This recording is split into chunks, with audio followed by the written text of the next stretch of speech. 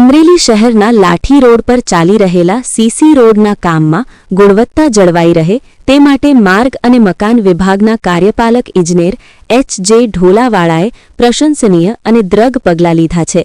તેમના સક્રિય અને પારદર્શક અભિગમને કારણે શહેરમાં વિકાસકામ પ્રત્યે વિશ્વાસ વધુ મજબૂત બન્યો છે. રૂટીન ચેકિંગ દરમિયાન રોડના કોન્ક્રીટના નમૂનાઓ લેવામાં આવ્યા હતા, જેમાં અમુક ભાગમાં ગુણવત્તા ધોરણો મુજબ ન હોવાનો ખુલાસો થયો.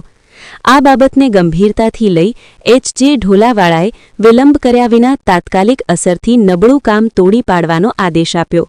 માત્ર એટલું જ નહીં, સંબંધિત કોન્ટ્રાક્ટરને ફરીથી મજબૂત અને ધોરણસર કામ કરવાની કડક સૂચના આપવામાં આવી છે અને આ સમગ્ર ખર્ચ પણ કોન્ટ્રાક્ટર પાસેથી જ વસૂલવામાં આવશે, જે જવાબદારી અને પારદર્શિતાનું ઉત્તમ ઉદાહરણ છે. એચ.જે. ઢોલાવાળાની આ નિડર અને ગુણવત્તા કેન્દ્રિત કામગીરી દર્શાવે છે કે સરકારી વિકાસ કામોમાં હવે કોઈ બાંધછોડ સહન કરવામાં નહીં આવે. તેમના આ નિર્ણયથી લાઠી રોડ હવે વધુ મજબૂત, ટકાઉ અને નાગરિકોને લાંબા ગાળે સુવિધાજનક બનશે. રિપોર્ટર મૌલિક દોશી, અમરેલી. સાહેબ, આપનું નામ? મારું નામ એચ.જે. ઢોલાવાળા. બરોબર સાહેબ, અત્યારે લાઠી રોડ ઉપર જે આજે કંઈક રોડ તોડવાનું ચાલે છે, એમાં શું સત્ય હકીકત છે સાહેબ?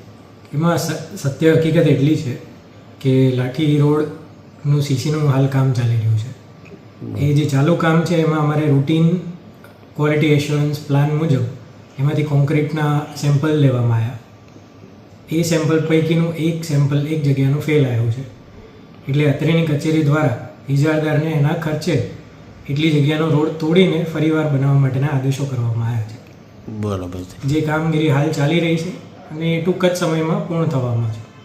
બરાબર સાહેબ, તો એ એટલો કટકો જ છે કે પછી સાહેબ આગળ કાંઈ? મેં જેમ કીધું કે ઘણી જગ્યાએથી સેમ્પલ લેવામાં આવ્યા.